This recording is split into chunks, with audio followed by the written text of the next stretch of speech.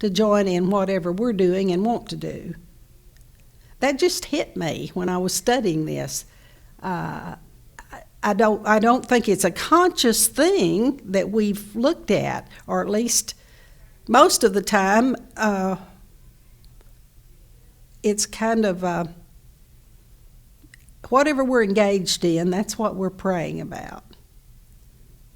And if it happens to be related to what we perceive as God's work, maybe the missionaries, we expect that they would pray for the mission, but do we actually spend any time praying for our church and its mission and our role in being a faithful follower?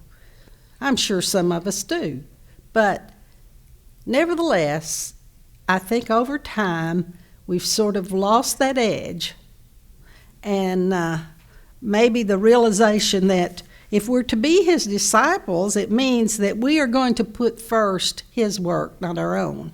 Now, sometimes our work is his work, and we hope always it is, but just the way we think about it sometimes may have guided us in more selfish directions.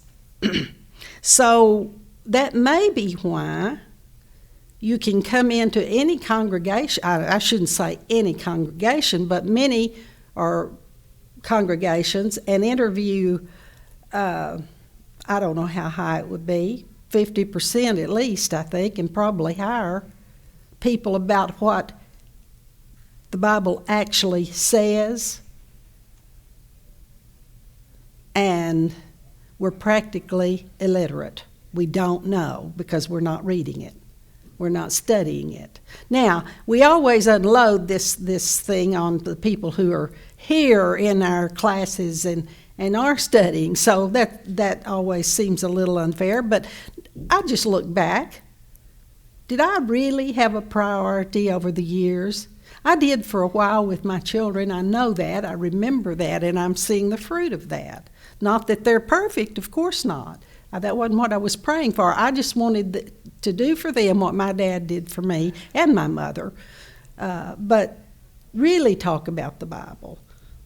And it's Addison who, she's contemplating maybe going to seminary, and she's interested in counseling, or so she was yesterday, but she's very, very knowledgeable. She had a good education at Trinity in terms of they memorized. Every week they had to memorize certain scriptures. I think every day they had to memorize a scripture. They had Bible class. So she has a much more solid grasp on Bible than I did in at her age. Well, I thought I knew a lot, and she's going to, as we get older, we learn a lot. Just about life in general. And so our interpretations, or our understanding might be the better word, change. But do we really take seriously discipleship? Maybe not. Maybe not. I know some do, and I wish I had done better, and I still wish I'd do better. But wishing doesn't get it done, does it? It's discipline. It's interesting that the two words are so close, disciple and discipline. They go together. And you remember when Tim preached on the disciplines, Christian disciplines, the church has kind of lost that concept for the average people, and or maybe the people just aren't paying attention, more likely the case. But this contest contrasts the fear of those who wanted to repress what had happened, the people who actually made this happen, this event that we are celebrating the after effects of, the resurrection. Those people were really frightened when things didn't go quite as smoothly as they would thought, and they were so frightened that they posted guards so that Jesus couldn't get out of the tomb, or they thought people couldn't get to the tomb and get him out. I don't know what they all thought, but they were afraid. And they did some things. You remember the soldiers, they bribed the soldiers after they reported that he had come out of the grave. And they go to not to the Romans, but to the Jews. The Roman soldiers, some of them were, they were the temple guards, some of them probably. And they say, what are we going to do? He's missing. They describe what happened.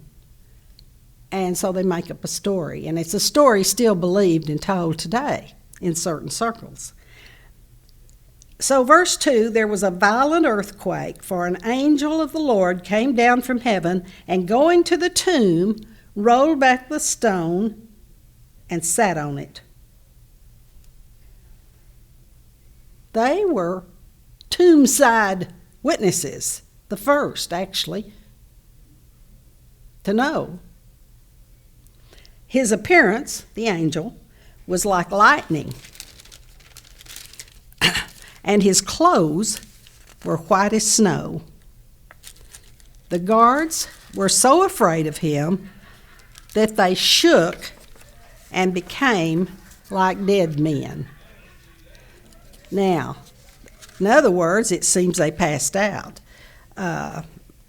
We don't know exactly, but it sounds like that they just fainted dead away. And I can understand that, can't you? That they were so frightened that they just fainted. And then he skips a whole lot here. The earthquake isn't mentioned by the women. Perhaps by the time they got there, it wasn't shaking.